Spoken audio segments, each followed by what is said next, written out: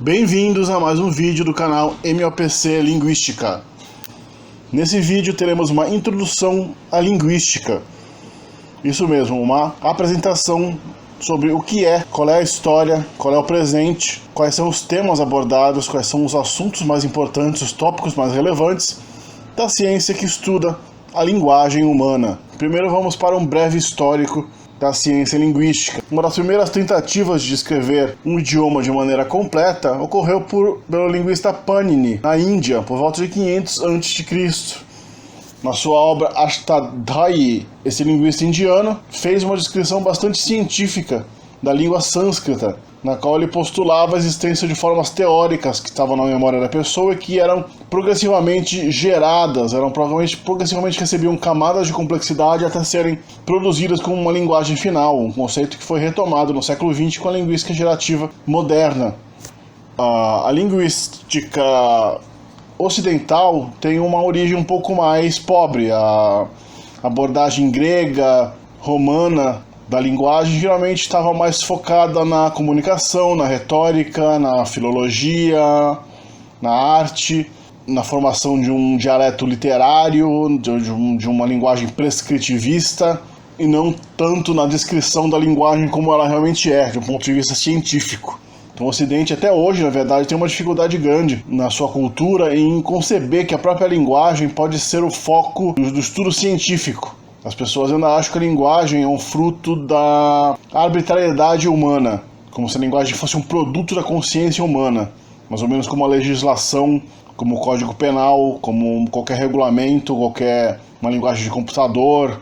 E as pessoas ainda não conseguem entender que a linguística é uma ciência mesmo, que estuda realmente a linguagem do ponto de vista científico, formulando e testando hipóteses. A tradição linguística da Grécia Antiga e de Roma evoluiu para a tradição medieval e sofreu um leve impulso com a obra De Vulgari Eloquentia, de Dante Alighieri, o mesmo autor que nos deu a famosa Divina Comédia.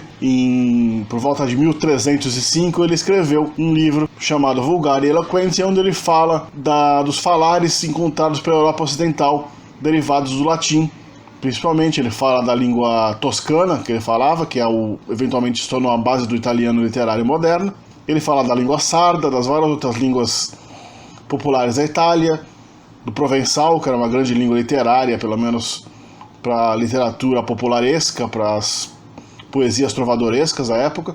E assim ele descreve, é um dos primeiros ocidentais a descreverem a língua de um ponto de vista da pesquisa. Ele fala do que realmente está sendo falado pelo povo.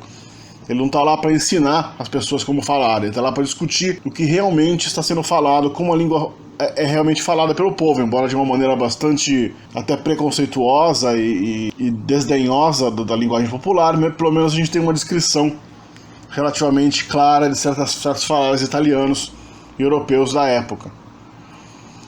A linguística como ciência no mundo ocidental realmente começa a ter sua primeira expressão de rigor científico a partir do século XVIII, especialmente da linguística histórica. A gente tem William Jones, que foi o juiz, ele não era nem um linguista, ele era um juiz com algum estudo de filologia e línguas clássicas europeias, que ao ter morado na Índia por alguns anos, no final do século XVIII, por volta de 1783, ele estudou a língua sânscrita e percebeu que o sânscrito tinha uma série de similaridades incontestáveis com as línguas da Europa, especialmente as línguas clássicas da Europa, como o latim, o grego, as antigas línguas germânicas, as línguas eslavas. Já havia tido pessoas que perceberam que havia uma similaridade entre pelo menos o persa e as línguas da Europa. O persa preserva seu caráter mais indo-europeu do que as línguas da Índia, né? Mas só quando o sânscrito, que é a língua antiga da Índia, foi realmente redescoberta pelos europeus, é que eles viram a similaridade no nível tão nitidamente. Então William Jones é dado como fundador dessa grande área da linguística, que é a linguística indo-europeia. Subsequentemente, August Schleicher e Franz Bopp foram linguistas que pegaram a tese indo-europeia de William Jones e outros linguistas e desenvolveram essa tese de maneira muito mais sofisticada, criando gramáticas comparativas, trabalhos sobre linguística histórica que realmente reconstituíram a proto-língua indo-europeia e estabeleceram, sem sombra de dúvida, que havia realmente uma ligação histórica entre as línguas da Índia e da Pérsia, antigas e modernas, e as línguas da Europa, tanto antigas quanto modernas também. E essa ligação não era fruto realmente de nenhuma das línguas conhecidas atuais. A língua mãe teria dado origem às línguas indo-europeias modernas, é uma língua que até hoje é desconhecida. Uma língua que foi falada por um povo analfabeto, que vivia no sul da Rússia. A língua foi chamada pelos linguistas de proto-indo-europeu, somente porque a gente não sabe qual é o nome que esse povo dava para si mesmo e para sua língua. Então a gente dá o nome baseado nos descendentes deles. No século XIX, a linguística no final do século XIX, começo do século XX, o linguista suíço Ferdinand de Saussure, trabalhando como professor na cidade suíça de Genebra, elabora uma série de conceitos linguísticos que realmente estão entre as primeiras abordagens realmente científicas para a língua, não só do ponto de vista da história, mas também como a língua como ela é usada como sistema de comunicação pela espécie humana. Mas Saussure, ele realmente contribui bastante para a linguística quando ele desenvolve também teorias da linguagem internalizada teórica, que é a langue, que é a língua teórica que está dentro de você, que você não pode mudar, porque se é uma palavra para mesa é mesa na sua língua, não adianta você querer mudar aquilo que ninguém vai entender.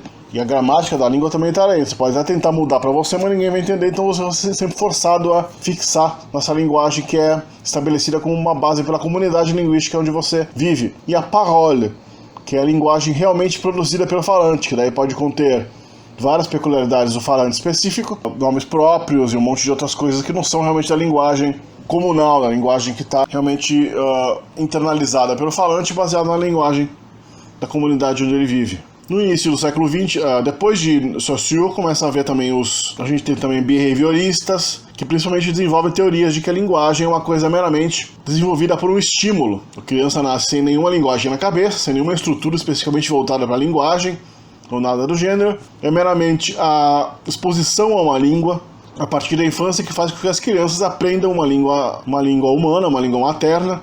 E essa língua não tem necessariamente uma estrutura específica, não tem realmente nenhum limite de variação. Pode ser qualquer tipo de língua, as línguas variariam infinitamente e não haveria nenhum instinto linguístico dentro do cérebro humano. Essa teoria é bastante difundida pelos linguistas Safir e Worf, que estudando a língua Hopi, que é uma língua nativa da América do Norte. Eles postulam que a estrutura dessa língua é tão diferente da nossa que, na verdade, provaria que as línguas humanas variam quase que infinitamente.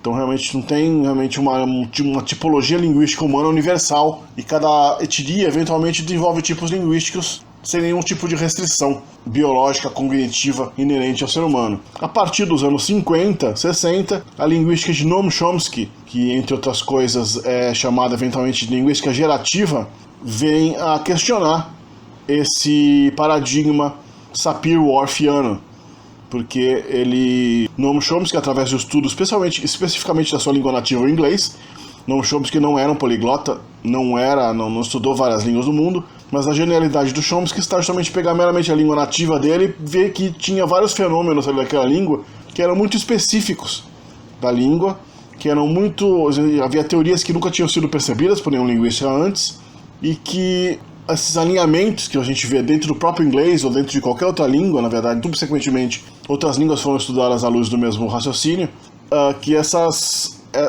fenômenos observados dentro das línguas, na verdade, não poderiam ser frutos da decisão humana consciente. Deveria haver uma estrutura linguística, uma estrutura cognitiva que restringe bastante dramaticamente a tipologia das línguas humanas, causando certos alinhamentos, como, por exemplo, uma das principais descobertas da linguística chomskiana foi o alinhamento dos núcleos. Cada sintagma das línguas humanas, a gente tem sintagmas verbais, sintagmas nominais, tem um núcleo e tem os seus complementos. Então, por exemplo, nas línguas onde dentro do sintagma verbal o verbo vem em último, ou seja, o verbo vem depois do seu objeto, é também comum que as preposições também venham depois dos seus objetos. Os sintagmas preposicionais, o núcleo do sintagma, que é a preposição, vem depois do complemento onde ela fica. E também é comum que existe uma coincidência entre esses alinhamentos e o sintagma nominal, porque o substantivo é o núcleo, pelo menos numa das teorias, é o núcleo do sintagma nominal, e numa língua onde o verbo é no final e o verbo vem depois do seu objeto e a preposição vem depois do seu objeto, o substantivo também viria no final do sintagma nominal. E a gente vê que realmente nas línguas do mundo existe um alinhamento. As línguas onde o verbo final tende a ter posposições e não preposições. E também, em menor grau, elas tendem a ter o substantivo no final dos seus sintagmas nominais, e não no meio ou no começo. Nunca ninguém havia percebido isso. Isso é chamado de princípios e parâmetros.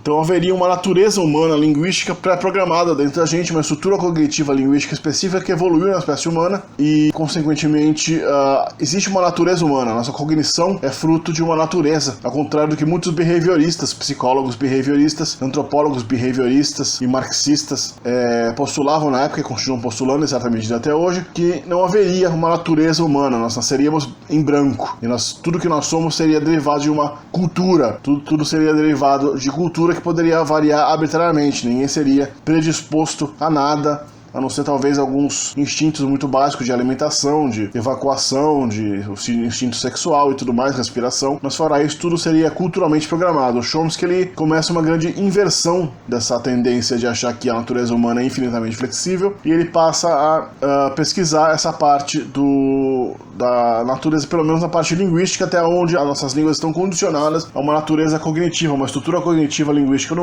humana que é inerente à nossa mente, geneticamente condicionada pela nossa própria biologia.